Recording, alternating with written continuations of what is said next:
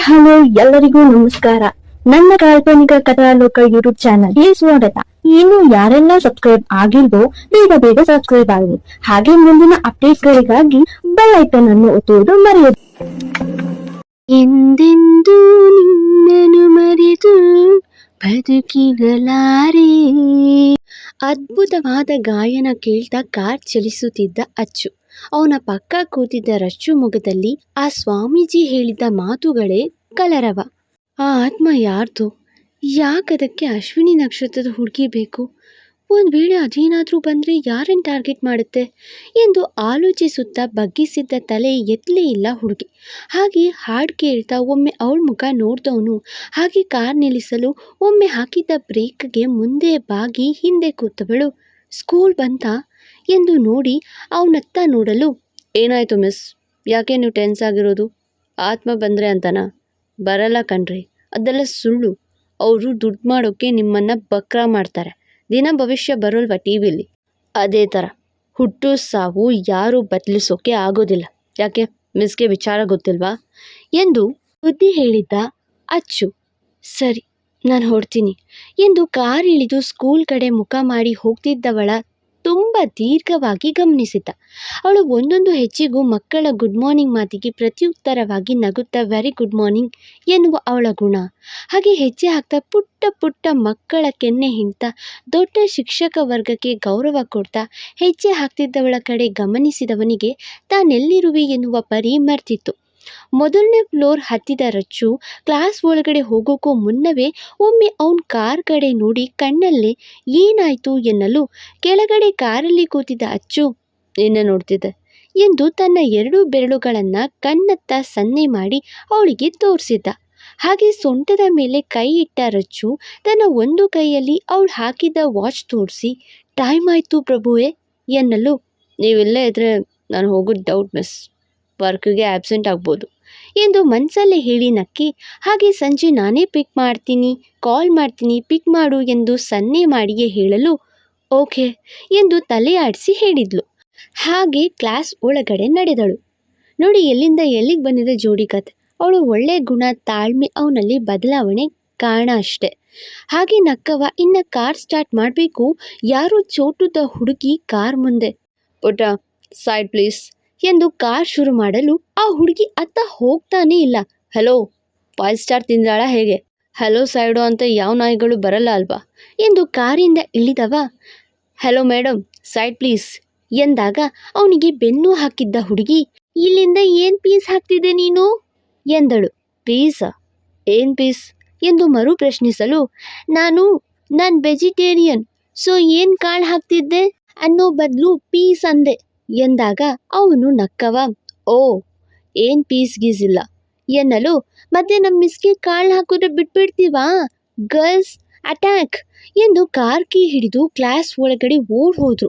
ಈ ಚೂಟಿಯಿಂದ ಒಳ್ಳೆ ಕೆಲಸವಾಗುತ್ತೆ ನೋವರಿ, ಮತ್ತು ಇವಳ ಈ ಧೈರ್ಯಕ್ಕೆ ಕಾರಣ ಅವ್ರ ಅಪ್ಪನದೇ ಶಾಲೆ. ಹೇ ಕೀ ಪ್ಲೀಸ್, ಹೇ ಮ್ಯಾಡ್ ಗರ್ಲ್ಸ್ ನಿಲ್ಲಿ ಎಂದು ಓಡಿ ಹಿಂಬಾಲಿಸಿದವ ಆ ಹುಡುಗಿಯರು ರಚ್ಚು ಕ್ಲಾಸ್ ಒಳಗಡೆ ಸೇರಿದ್ರು. ಅವರನ್ನು ಹಿಂಬಾಲಿಸಿ ಬಂದವನ ನೋಡಿದ ರಚ್ಚು, ಅಯ್ಯೋ ಶಿವರನ್ನು ಇಲ್ಲಿ ತನಕ ಬಂದಿದ್ದಾರೆ ಎಂದು ಗಾಬರಿಯಾಗಿ ನೋಡ್ತಾ ಅವನ ಬಳಿ ಬಂದವಳು, ಮಿಸ್ಟರ್ ಏನ್ರಿ ಇಲ್ಲಿ ಕ್ಲಾಸ್ ನಡೀತಿದೆ, ಹೋಗಿ ಕೇಸ್ ಬಗ್ಗೆ ಸ್ಟಡಿ ಮಾಡಿ, ಅದ್ಬಿಟ್ಟು ಸ್ಟಡಿ ಮಾಡೋ ಮಕ್ಕಳನ್ನ ಯಾಕೆ ಡಿಸ್ಟರ್ಬ್ ಮಾಡ್ತೀರಾ ಎಂದು ಗುಸು ಮಾತಾಡಲು, ಏನು ಮಾಡಲಿ ನಿಮ್ಮ ಮಕ್ಕಳು ನನ್ನ ಇಲ್ಲಿ ತನಕ ಬರುವಂತೆ ಮಾಡಿದ್ರೆ ಮಿಸ್ ಎಂದು ಸಣ್ಣಗೆ ಅವಳಿಗಷ್ಟೇ ಕೇಳುವಂತೆ ಮಾತಾಡಿದ್ದ.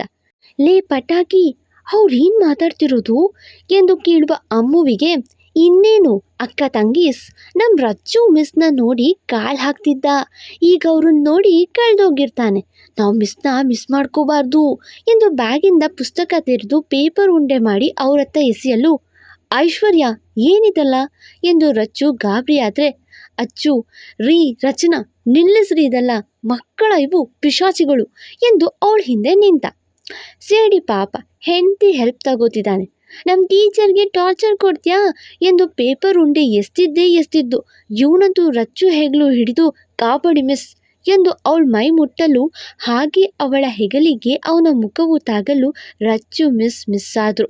ಹಾಗೆ ಪೇಪರ್ ಉಂಡೆ ಅವಳಿಗೆ ತಾಗಲು ವಾಸ್ತವಕ್ಕೆ ಬಂದಿಡಿದ್ಲು. ಐಶ್ವರ್ಯ, ಸ್ಟಾಪ್ ದಿಸ್, ಯಾಕೆ ಹೀಗೆ ಮಾಡ್ತಿರೋದು, ಬೇಗ ಪನಿಷ್ಮೆಂಟ್ ಎಂದು ಜೋರಾಗಿ ಆವಾಜ್ ಹಾಕಿದ್ಲು ರಚ್ಚು. ಮತ್ತೆ ನಮ್ಮ ಮಿಸ್ಗೆ ಕಾಳು ಹಾಕ್ತಾನೆ ಇವಯ್ಯ. ಒಂದು ಪಟಾಕಿ ಬಾಂಬ್ ಸಿಡಿಸಲು ಅಚ್ಚು, ನಿಮ್ಗೆ ಮಿಸ್ ಆಗೋಕ್ಕೂ ಮುಂಚೆ ನನಗೆ ಮಿಸ್ಸಸ್ ಎಂದು ತನ್ನವಳನ್ನ ಮೊದಲ ಬಾರಿ ಹೆಂಡತಿ ಎಂದು ಸಿಡುಕಿದ್ದಲ್ಲದೆ ಹೇಳಿದ್ದು ಕೇಳಿ ರಚನಾ ಮನಸ್ಸಿಗೆ ಖುಷಿ ಹೆಚ್ಚಿತು. ಏನು, ಈ ಜನ್ಮದ ಶತ್ರು ನೀನೇನಾ ನನ್ನ ರಚ್ಚು ಮಿಸ್ನ ಮಿಸ್ಸಸ್ ಮಾಡಿರೋದು ಎಂದು ಬಂದ ಪಟಾಕಿ ಮಾತಿಗೆ, ಹೌದು ನಾನೇ, ಮತ್ತೆ ಈ ಜನ್ಮ ಅಲ್ಲ, ಎಲ್ಲ ಜನ್ಮದಲ್ಲೂ ನಾನೇ ನಿನಗೆ ವೈರಿ, ನಿಮ್ಮ ಮಿಸ್ಗೆ ಜೋಡಿ ಎಂದು ನಗುತ್ತಾ ಏನೋ ಪುಟ್ಟ ಹುಡುಗಿ ಜೊತೆ ಜಗಳವಾಡಿದ್ದ. ಅರೆ ರಚ್ಚು ಮಾತ್ರ ಅವನ ಮಾತಿಗೆ ಸೋತಂತೆ ನಿಂತಿದ್ಲು. ಮಾತು ಸಾಗುತ್ತಲೇ ಇತ್ತು. ಆದರೆ ಅಚ್ಚುವಿಗೆ ಫೋನ್ ಹಚ್ಚಿ ರಾತ್ರಿ ನಡೆದ ದುಷ್ಟರ ಸಂಹಾರದ ಪೋಸ್ಟ್ ಮಾರ್ಟಮ್ ರಿಪೋರ್ಟ್ ಬಂದಿದೆ ಎಂದು ಪಾಂಡು ವಿಚಾರ ತಿಳಿಸಿದಾಗ ಹಾಗೆ ನಗುತ್ತಲಿದ್ದ ಅಚ್ಚು, ಓಯ್ ಪಟಾಕಿ, ಮತ್ತೆ ಸಿಗೋಣ, ಕೆಲಸ ಇದೆ ಎಂದು ರಚ್ಚುನ ತನ್ನ ಕೈಯಲ್ಲಿ ಸನಿಹಕ್ಕೆ ಹೇಳಿದವ, ನಿಮ್ಮ ರಚ್ಚು ಮಿಸ್ ನನ್ನ ಮಿಸ್ಸಸ್ ಎಂದು ಮತ್ತೆ ಕಾಡಿಸಿ, ರಚ್ಚು ನಾನು ಈವ್ನಿಂಗ್ ಬರ್ತೀನಿ, ಟೇಕ್ ಕೇರ್ ಎಂದು ಹೊರಡಲು ಅವನ ಬಾಯಿಂದ ಬಂದ ರಚ್ಚು ಹೆಸರು ಅವಳ ಮುಖದ ಮೇಲಿನ ನಾಚಿಕೆ ಹೆಚ್ಚಿಸಿತ್ತು. ಪಟಾಕಿ, ನಿಂಗೆ ಪನಿಷ್ಮೆಂಟ್ ಇದೆ ಎಂದು ಹೇಳಿ ಆ ಐಶು ಭಯಪಡಲು ರಚ್ಚು ಬ್ಯಾಗಿಂದ ತೆರೆದ dairy milk silk chocolate ಕೊಟ್ಟಿದ್ಲು.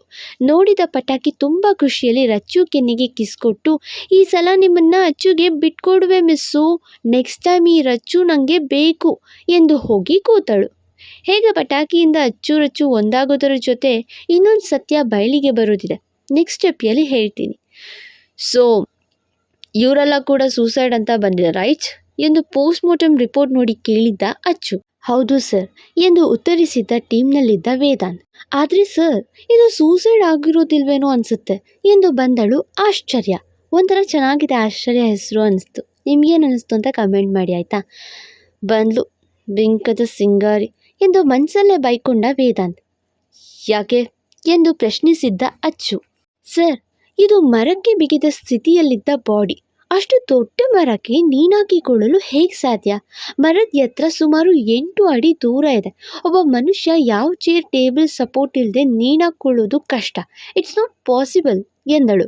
You are right, ಈ ಕೇಸ್ನಲ್ಲಿ ಪೋಸ್ಟ್ ಮಾರ್ಟಮ್ ರಿಪೋರ್ಟ್ ಬರೆದ ಡಾಕ್ಟರ್ ಹತ್ರ ಮಾತಾಡಬೇಕು ಎನ್ನಲು, ಓಕೆ ಸರ್ ಎಂದು ಡಾಕ್ಟರ್ ಬಳಿ ಬಂದರು ವೇದಾಂತ್, ಆಶ್ಚರ್ಯ ಮತ್ತು ಅಚ್ಚು. ಹೌದು, ನಾನೇ ರಿಪೋರ್ಟ್ ಬರೆದಿದ್ದು, ಪೋಸ್ಟ್ ಮಾರ್ಟಮ್ ಮಾಡಿದ್ದು ನಾನೇ ಎಂದು ಒಪ್ಪಿದ್ರು ಡಾಕ್ಟರ್ ಪ್ರಜ್ವಲ್, ಜಗನ್ನಾಥ್ ಅವರ ಶಿಷ್ಯ. ಎಲ್ಲ ಕೇಸ್ ಕೂಡ ಸೂಸೈಡ್ ಲಿಸ್ಟ್ ಇರ್ತಿದೆ, ಸೊ ಹೇಗೆ ಹೇಳ್ತೀರಾ ಇದು ಸೂಸೈಡ್ ಅಂತ ಎಂದು ಅಚ್ಚು ಪ್ರಶ್ನೆ ಮಾಡಲು, ನೋಡಿ ಇವರೇ ಅಜಯ್ ಅವರೇ, ಇವರು ಬಾಡಿಯಲ್ಲೇ ಯಾವುದೇ ಬೇರೆಯವರ ಫಿಂಗರ್ ಪ್ರಿಂಟ್ ಸಿಗಲಿಲ್ಲ. ಇವರ ನೇಣಿನ ಕುಣಿಕೆ ಮುಟ್ಟಿರುವುದಕ್ಕೆ ಕಾರಣ ಸೂಸೈಡ್. ಜೊತೆಗೆ ಬಾಡಿ ಮೇಲೆ ಯಾವುದೇ ಮಾರ್ಕ್ ಇಲ್ಲ, ಇನ್ನು ಬಾಡಿ ಒಳಗಡೆ ಏನೂ ಪಾಯ್ಸನ್ ಸೇವಿಸಿಲ್ಲ, ಸೊ ಇಟ್ಸ್ ಅ ಸೂಸೈಡ್ ಎಂದಾಗ, ಬಟ್ ನೇಣಾಕಿಕೊಳ್ಳೋಕೆ ಹೇಗೆ ಸಾಧ್ಯ? ಎತ್ತರ ಹೆಚ್ಚಿದೆ ಆಶ್ಚರ್ಯ ಪ್ರಶ್ನಿಸಿದ್ಲು. ಮೇಡಮ್, ಮನಸ್ಥಿತಿ ಕೆಟ್ಟರೆ ಮರ ಹತ್ತಿ ಸೂಸೈಡ್ ಮಾಡ್ಕೊಳ್ಳೋರು ಹೆಚ್ಚಿದ್ದಾರೆ ಡಾಕ್ಟರ್ ಉತ್ತರ ಕೊಟ್ಟರು.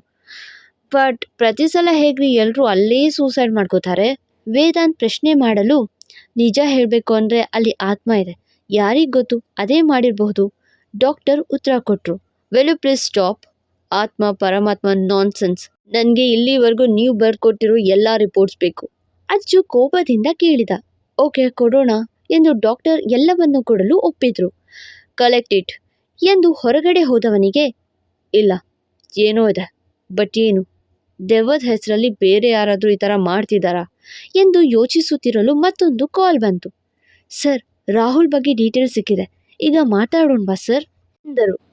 ಓಕೆ ಹೇಳಿ ಎಂದಾಗ, ಸರ್ ಅವನೀಗ ರಷ್ಯಾ ಮೆಡಿಕಲ್ ಕಾಲೇಜ್ನಲ್ಲಿ ಸ್ಟಡಿ ಮುಗಿಸಿ ಸರ್ಜನ್ ಆಗಿ ಬರ್ತಿದ್ದಾನೆ. ಅವನ ಹೆಸರಲ್ಲಿ ತುಂಬ ಟ್ರಸ್ಟ್ ಇದೆ, ಜನಸೇವೆಗೆ ಹೆಸರುವಾಸಿ. ಈ ಹಿಂದೆ ಅಪ್ಪನಿಗೆ ವಿರುದ್ಧ ನಿಂತು ಹೋರಾಟ ಮಾಡಿ ಜನರಿಗೆ ಸಹಾಯ ಮಾಡಿರೋ ಪ್ರಸಂಗ ಹೆಚ್ಚಿದೆ ಸರ್. ಅದರಲ್ಲೂ ಒಂದು ಹಳ್ಳಿ ಹುಡುಗಿಗೆ ಸಹಾಯ ಮಾಡಿರೋ ಪ್ರಸಂಗ ತುಂಬ ಫೇಮಸ್ ಆಗಿತ್ತು ಸರ್ ಎಂದರು.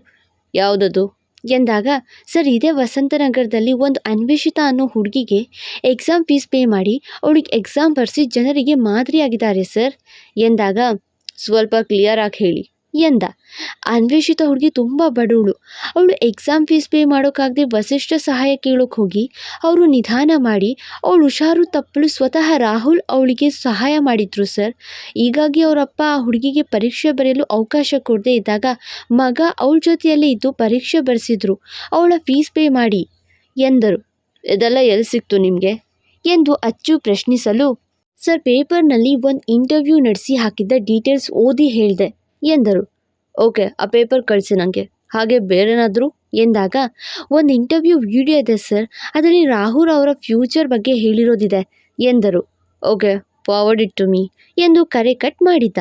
ಈ ರಾಹುಲ್ ಬಗ್ಗೆ ಹಾಗಾದರೆ ಗಗನ ಹೇಳಿದ್ದು ನಿಜಾನೇ. ಅವನು ಅವರಪ್ಪ ಸೈನ್ ಹಾಕೋಕ್ಕೆ ತಡ ಮಾಡಿದ್ದು ನೋಡಿ ಹೆಲ್ಪ್ ಮಾಡಿದ್ದು, ನೋಡೋಣ ಎಂದು ನಿಲ್ಲಲು, ಸರ್ ಡೀಟೇಲ್ಸ್ ಕಲೆಕ್ಟ್ ಆಗಿದೆ ಎಂದು ಬಂದರು ವೇದಾಂತ್ ಮತ್ತೆ ಆಶ್ಚರ್ಯ. ವೇದಾಂತ್, ನೀವು ಈ ಮೆಡಿಕಲ್ ರಿಪೋರ್ಟ್ಸ್ನ ನೋಡಿ ಯಾವ ವಿಚಾರ ಕಾಮನ್ ಅಂತ ನನಗೆ ಹೇಳಿ ಎಂದು ಅಚ್ಚು ಕೆಲಸ ಒಪ್ಪಿಸಲು, ಓಕೆ ಸರ್ ಎಂದು ನಾಳೆ ಬೆಳಿಗ್ಗೆ ಡೀಟೇಲ್ಸ್ ಕೊಡ್ತೀನಿ ಎಂದಾಗ ಆಶ್ಚರ್ಯ, ನೀವು ನಾನು ಕಳಿಸೋ ವಿಡಿಯೋ ನೋಡಿ ಸಂದರ್ಶನ ನಡೆಸಿರೋ ನಿರೂಪಕಿ ಬಗ್ಗೆ ಡೀಟೇಲ್ಸ್ ಕಲೆಕ್ಟ್ ಮಾಡಿ ಆ್ಯಂಡ್ ಆ ವಿಡಿಯೋ ಬಗ್ಗೆ ಬೇರೆ ಬೇರೆ ಚಾನಲ್ ಮತ್ತು ಪೇಪರ್ ಏನು ಹೇಳಿದೆ ಅಂತ ನೋಡಿ ನನಗೆ ತಿಳಿಸಿ ಎಂದ. ಓಕೆ ಸರ್, ನಾನು ನಾಳೆ ಬೆಳಿಗ್ಗೆನೇ ಡೀಟೇಲ್ಸ್ ಕೊಡ್ತೀನಿ ಎಂದಳು ಆಶ್ಚರ್ಯ.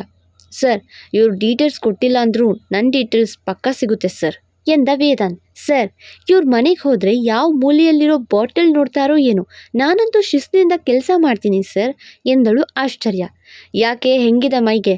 ತಮಗೆ ಹೊಟ್ಟೆಗೆ ಟೈಮ್ ಕೊಡೋಕ್ಕೆ ಸಾಕಾಗಲ್ಲ, ಇನ್ನು ಈ ಕೆಲಸ ಮಾಡ್ತಾಳಂತೆ ಬಕ್ಕಾಸುರಿ ಎಂದು ವೇದಾಂತ್ ಜಗಳ ಶುರು ಮಾಡಲು, ನೀನು ಕುಂಭಕರ್ಣ, ನಿದ್ದೆ ಮಾಡ್ತಾನೆ ಇರ್ತಾನೆ ಸರ್ ಕತ್ತೆ ನನ್ನ ಮಗ ಎಂದಳು. ನೀನು ಬಕಾಸುರಿ, ತಿಂತಾನೆ ಇರ್ತಾಳೆ ಸರ್ ಎಂದ. ಹ್ಞೂ ಕಣೋ, ತಿಂತೀನಿ, ನಿನ್ನ ದುಡ್ಡಲ್ಲ ಬಿಡೋ ಎಂದಳು. ಹೌದು ಕಣೆ, ಮಲಗ್ತೀನಿ, ನಿನ್ನ ಬೆಡ್ ಅಲ್ಲ ಬಿಡೆ ಎಂದ ಅವನು. ಲೇಯ್ ಎಂದು ಅವನು, ಲೈ ಏನೆ ಲೈ ಎಂದು ಇಬ್ಬರ ಕತ್ತಿನ ಪಟ್ಟಿ ಹಿಡಿದು ಕಿತ್ಲಾಟ ಶುರು ಮಾಡಲು, ಹೇ ರಿಲ್ಯಾಕ್ಸ್ ವೇದ್, ಅಶ್ರು ಎಂದು ಇಬ್ಬರ ಬಿಡಿಸಲು ಹೋಗಲು, ಪಾಂಡು, ಅಯ್ಯೋ ಬಿಡಿ ಸರ್, ಅವ್ರು ಮಲಗೋದು ಇವ್ರ ಬೆಡ್ ಮೇಲೆ, ಅವ್ರು ತಿನ್ನೋದು ಇವ್ರ ದುಡ್ಡಲ್ಲೇ ಎಂದಿದ್ದ. ಅಂದರೆ ಎಂದು ಅಚ್ಚು ನೋಡಲು, ಸರ್ ಮಿಸ್ಸಸ್ ವೇದಾಂತ್ ಅವರು ಮಿಸ್ಟರ್ ವೇದಾಂತ್ ಜೊತೆ ಹೀಗೆ ಆಡೋದು ಎಂದು ಅವರಿಬ್ಬರು ಗಂಡ ಹೆಂಡತಿ ಎಂದು ಹೇಳಲು, ಓ ಗಾಡ್ ಎಂದು ನಗುತ್ತಾ ಹೋಗಿದ್ದ ಅಚ್ಚು. ಜಗಳವಾಡಿ ಸುಸ್ತಾದವರು, ಲೋ ಇವತ್ತು ನಿಂದೆ ಕುಕ್ಕು ಎಂದಳು. ನಿಂದೆ ವಾಶು ಎಂದು ರಾಜಿಯಾಗಿ ಬಂದಿದ್ರು. ಇಬ್ಬರು ವರ್ಕ್ ಮುಗಿಸಿ ನಾಳೆ ಮೀಟ್ ಮಾಡಿ ಎಂದು ಕೆಲಸ ಮುಗಿಸಿ ರಚುನ ಕರ್ಕೊಂಡು ಬರಲು ಶಾಲೆ ಕಡೆ ಹೋದನು. ಕುಂಭಕರ್ಣ ಮತ್ತು ಬಕಾಸುರಿ ಹೇಗೆ ಸೂಪರ್ ಅಲ್ವಾ? ಗಮಗಮಿಸುವ ಅಡುಗೆಯ ದಾರಿ ಹಿಡಿದು ಅಡುಗೆ ಮನೆಗೆ ಅಂದವನು, ರಚು ಮಿಸ್ ಏನು ಊಟಕ್ಕೆ ಎಂದು ಅಲ್ಲೇ ಇದ್ದ ಕ್ಯಾರೆಟ್ ತಿನ್ನಲು, ಅದು ಪಾಲಕ್ ಪನ್ನೀರ್ ರೈಸ್, ಇವತ್ತು ಪನ್ನೀರ್ ನೋಡಿದೆ ಹಾಗೆ ಮಾಡೋಣ ಅನ್ನಿಸ್ತು ಅದಕ್ಕೆ ಎಂದು ಕುಕ್ಕರ್ನಲ್ಲಿ ಕೈಯಾಡಿಸುತ್ತಿದ್ದವಳ ಕೈಗೆ ಕೈ ಸೇರಿಸಿದ್ದ ಅಚ್ಚು. ಅವನ ಹಿಡಿತಕ್ಕೆ ಹುಡುಗಿಯ ರೋಮವು ಒಮ್ಮೆ ಎಚ್ಚರವಾದ ಅನುಭವವಾಯಿತು. ಹಾಗೆಯೇ ಗಮ ಸವಿದವ, ಏನೋ ಜಾದು ಇದೆ ರಚ್ಚು, ನಿನ್ನ ಕೈಯಲ್ಲಿ ಅಡುಗೆ ಘಮ ಹೆಚ್ಚು ಬರುತ್ತೆ. ನಿಜ ಹೇಳಬೇಕು ಅಂದರೆ ನಾನು ನಿನ್ನ ಕೈ ರುಚಿಗೆ ಫಿದಾ ಆಗಿದ್ದೀನಿ ಎಂದು ಹಾಗೆ ಟೇಸ್ಟ್ ಮಾಡಲು, ಇನ್ನು ಬೇಯಬೇಕು ಎಂದಳು.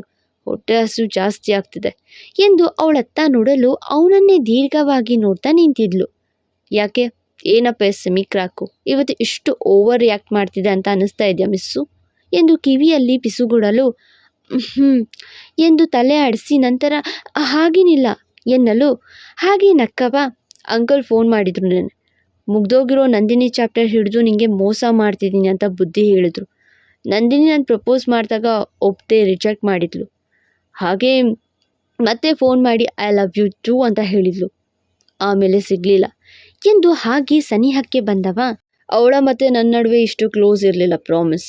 ಸೊ ನಾನು ಡಿಸೈಡ್ ಮಾಡಿದ್ದಾಯಿತು, let's start our new journey, what you say ಎನ್ನಲು ಅವಳು ಏನಂತ ಹೇಳಿ ಆಳು. ನಿಮಗೆ ನಂದಿನಿ ಅವರನ್ನು ಮರೆಯೋಕ್ಕೆ ಸಾಧ್ಯನಾ ಎಂದು ಕೇಳಿದ್ಲು. ಫಾಲೋ ಮಾಡಿ ಕಾಲ್ಪನಿಕ ಕಥಾಲೋಕ, ಮತ್ತೆ ಸಿಗುವ.